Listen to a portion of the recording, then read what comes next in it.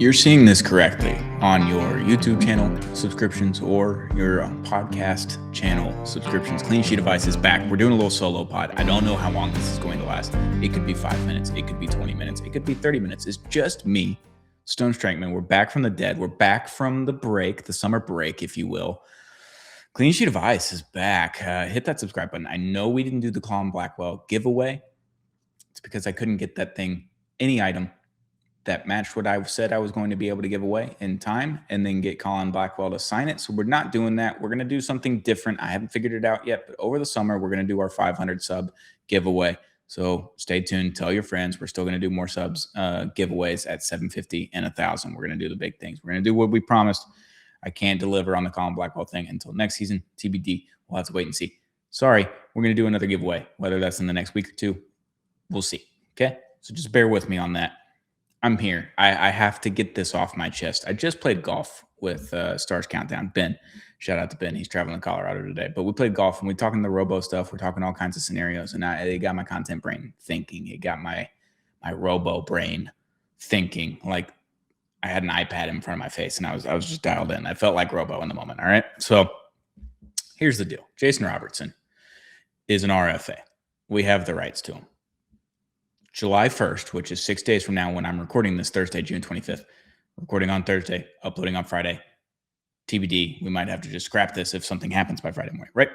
But Jason Robertson, RFA, July 1st happens, he can get offer sheeted, which would have to include 4 first-round picks, which is all 4 future first-round draft picks not occurring in 2026. So then you would go 27, 28, 29, and 30. The team has to have those first-round picks if the number that he is wanting comes true, right? Anything over, I think, 11 or 11 and a half, it has to be 4 first-round picks. So we've learned that Jim Nill and company have offered 12. Allegedly, this is coming from Elliot Friedman and all the other reputable sources in the NHL world.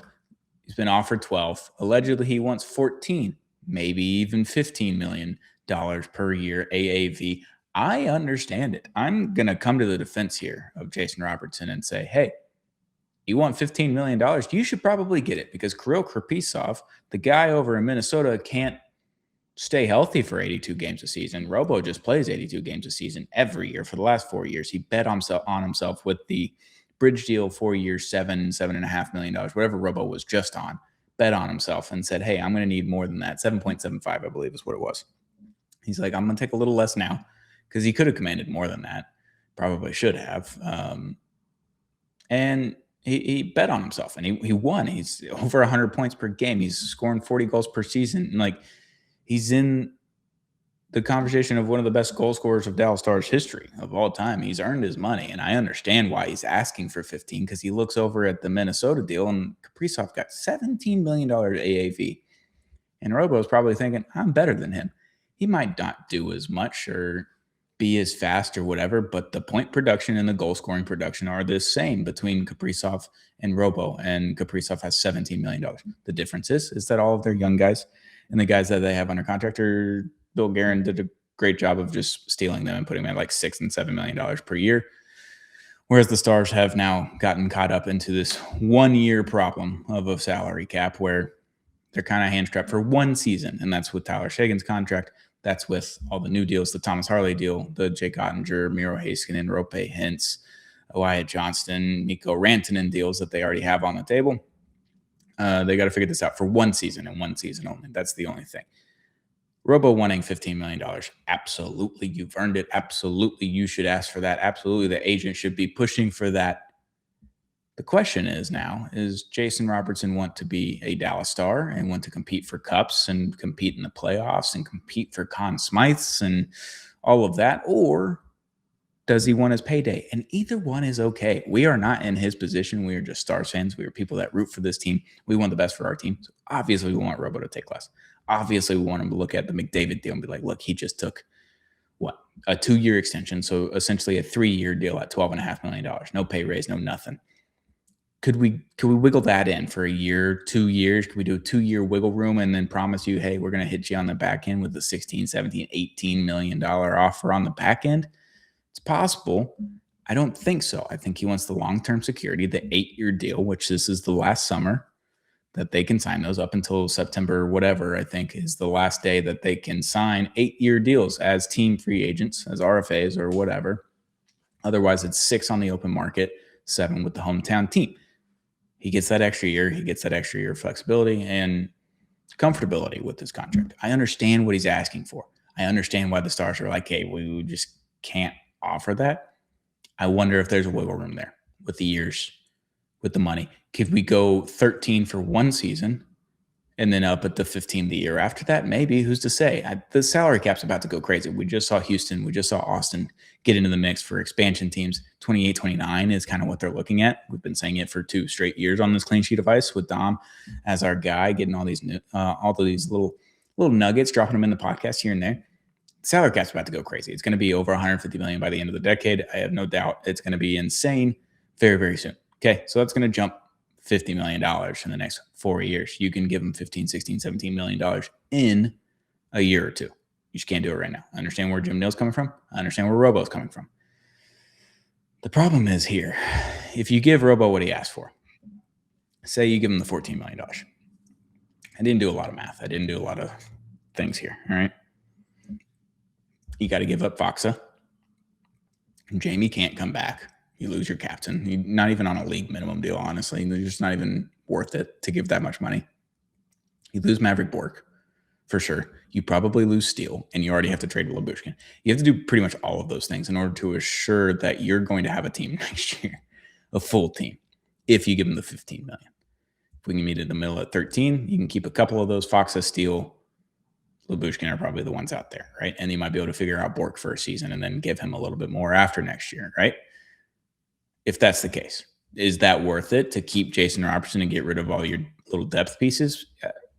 I don't think it's a bad thing. Fox is great, but didn't play a lot in the playoffs, right? He did, and he came back and he was hurt. I love Fox. He's a great regular season player. We haven't seen him excel in the playoffs in a few years now. It is what it is. Maverick Bork, is it worth it? How much is he worth for another bridge deal? Because he's getting another bridge deal. He's not getting a full-time deal. All right? I don't know. Is bringing Jamie Benn back worth it? I don't know. I don't see the on-ice appeal to bringing Jamie Benn back. The off-the-ice thing is the thing that I'm kind of worried about. Who's the guy in the locker room afterwards? I think they would be just fine without Jamie Benn. Who's the guy that's going to step up? You still have Segi. You still have Dutchie. You still have Mikko, Miro, Wyatt, Essa. You have all the guys, the leaders in the room. That's a big deal, right? They kept the team afloat while Jamie was out at the beginning of last season. Then he comes back and they start to get a little bit better, right? That's the one thing that I think would be different, and I don't know if that would be a good or a bad thing if Jamie Benn didn't come back. If you tell him, hey, we can't afford you or we're just not going to bring you back. Jim Neal's already said if Jamie wants to come back, he's coming back. So it's kind of a pointless conversation. So all of those things are the pieces that you have to figure out with Jason Robertson here, right? Is it worth it to give him that extra few million and cut a lot of the ties to these guys that you already have under contract, and you have to figure out trades for like late round picks, 5th, 6th round picks, even some thirds? Like Bork would give you a pretty decent haul if you let him go and get offer sheeted, or you find the trade for Bork. Like you could figure that out, right? Is it worth it just to keep Robo? I don't know. That's the answer that Jim Neal has to find out. You already have Mikko, you got Wyatt, you have Jamie, Miro, Rope, Essa, probably forgetting other people, but like Thomas Harley is the other one. Like they're all under contract for a good bit now, right? And this would just be your core, and then you have to fill in on the edges, which is what we've been doing for the last several years, and it's come real close. And then this past season, it didn't, right? You lose in the first round, it is what it is, and you can't really do anything about it. You were hurt, you were injured, it is what it is. That's the questions from the Star side. That's the question from the Robo side. Does Robo eventually cave in? Was my last question on Jason Robertson. Does he cave in to taking a little bit less in order to earn a little bit more on the back end, right? Because if this Stars team wins a championship, they're etching our memories forever. Someone's getting a statue, whether that's Robo or if it's Jamie, or if it's like someone's getting a statue, if not multiple people are getting a statue outside of that new arena eventually. And you get your number in the rafters. You're just a local legend. You're the guy forever. And Jason Robertson could do that if he just takes a little bit less. If he takes the 12, takes the Mikko Rantanen deal, you're feeling pretty frisky because you're still going to have to make a move. You're still going to have to trade Labushkin, and you're still going to have to figure out what that back end looks like, right? I don't know what that looks like. I don't know what Robo's thinking. I don't know what Robo's camp wants because Mikko Rantanen did the same thing to Colorado, right? They offered him what 10, 7.5 or 11 is what the offer really came about after the fact in Colorado, and he was wanting 14, 15. He wants the Leon Draisaitl money. Is Jason Robertson worth Leon Draisaitl money? I don't know, but he is worth Kirill Kaprizov money, and that's the issue because Leon's at 14 and Kaprizov's at $17 million. It's like, it's not really a comparison. It's apples to oranges. It is what it is. You can't really look at it the same way, but I think that's where Robo and his camp are at. And whether they end up caving like Mikko Rantanen did coming to the Dallas Stars and taking that 8x12 deal, it's what I just don't know if Robo's in that mood. He's already been here, right? He might think that the grass is greener on the other side, and he might be right and he might be wrong. Who's to say? We'll have to find out. We'll wait and see. I have no idea. Like I completely just look at my phone every 2 seconds, basically, to find out if Jason Robertson's either been traded or signed a contract. I have no idea. Maybe we'll get something by the end of the week. Maybe we won't. The next order of business. This kind of pertains to Jason Robertson as well. Thomas Harley's deal, expensive. Logjam at the left-hand defenseman position with Miro, Essa, Harley, and Bischel. You have a lot of pieces there. Your defense is not better without Thomas Harley, but do you potentially move him for players' picks, whatever it may be, cheaper assets, in order to keep Robo on the books?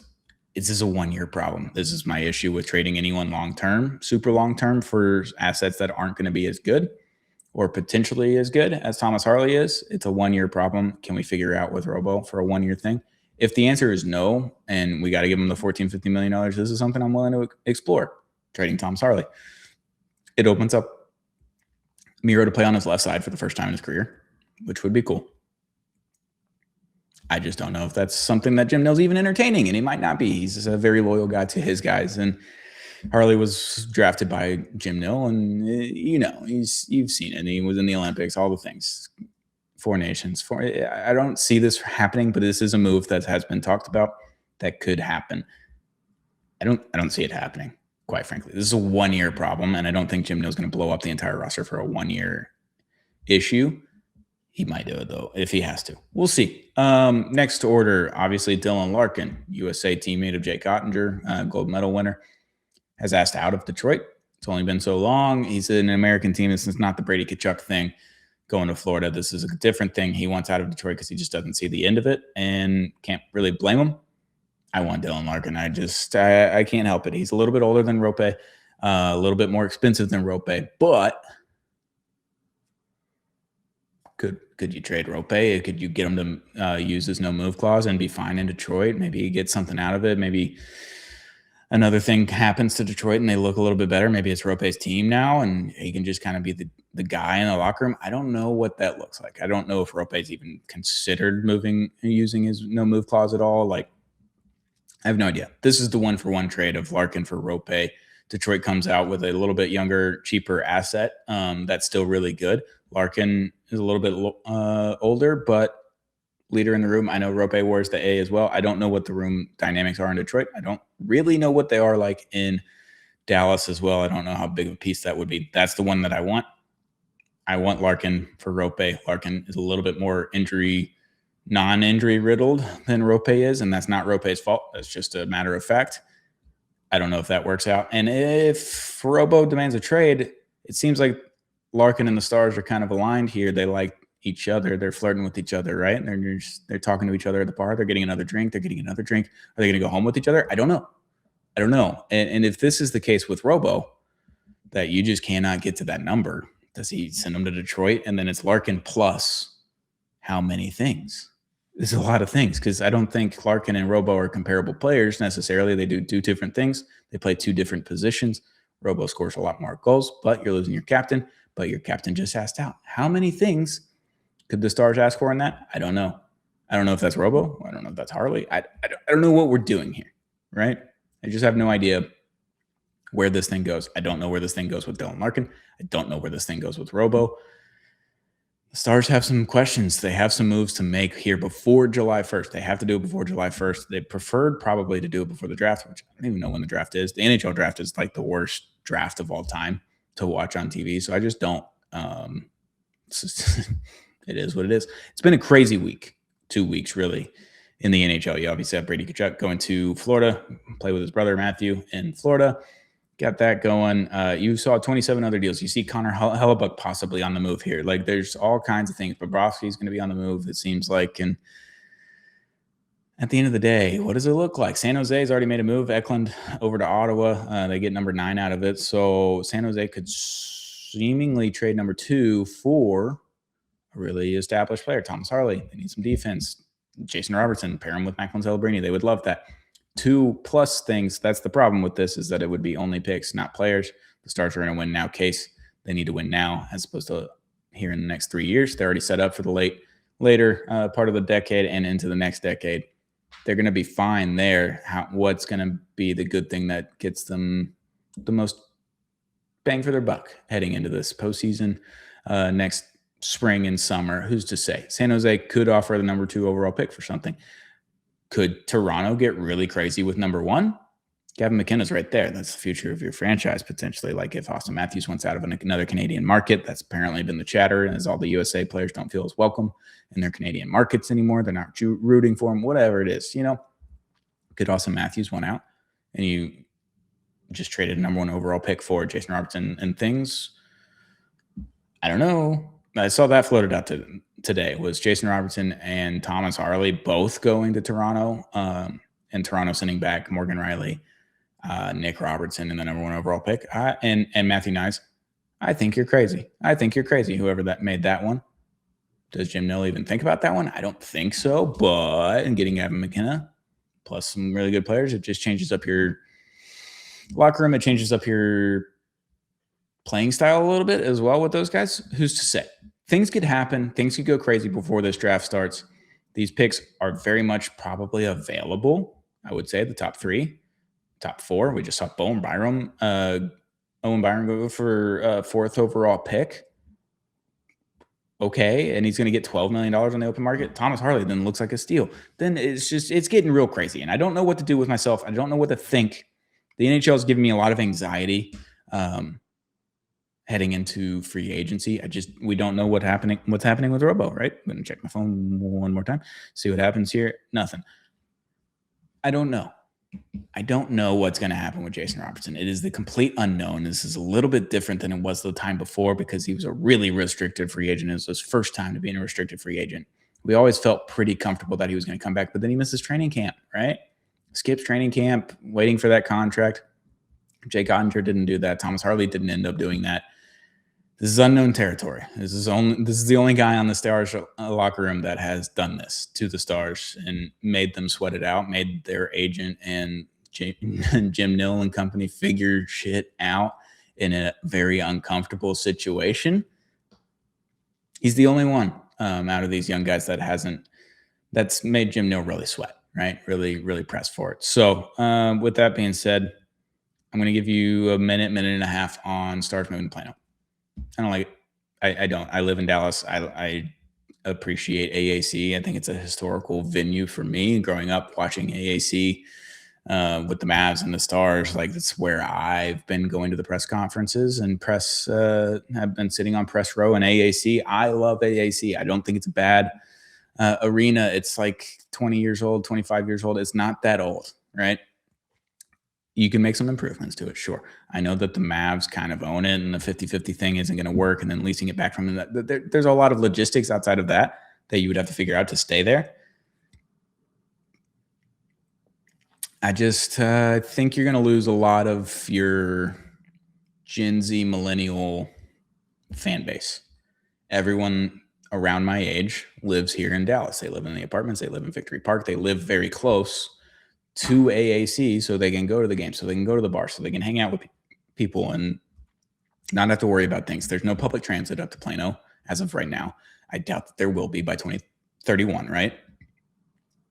You're going to be a lot more family friendly, which is great. I don't know what the tickets look like to pay for this arena. I don't know what the parking is going to look like. It's fairly accessible, I would say. Like getting a ticket to a game is very cheap. Parking is parking, but you can Uber for cheaper than parking there and back, right? So there's that, or you could take public transit. It's all good. I worry about the drinking and driving situation.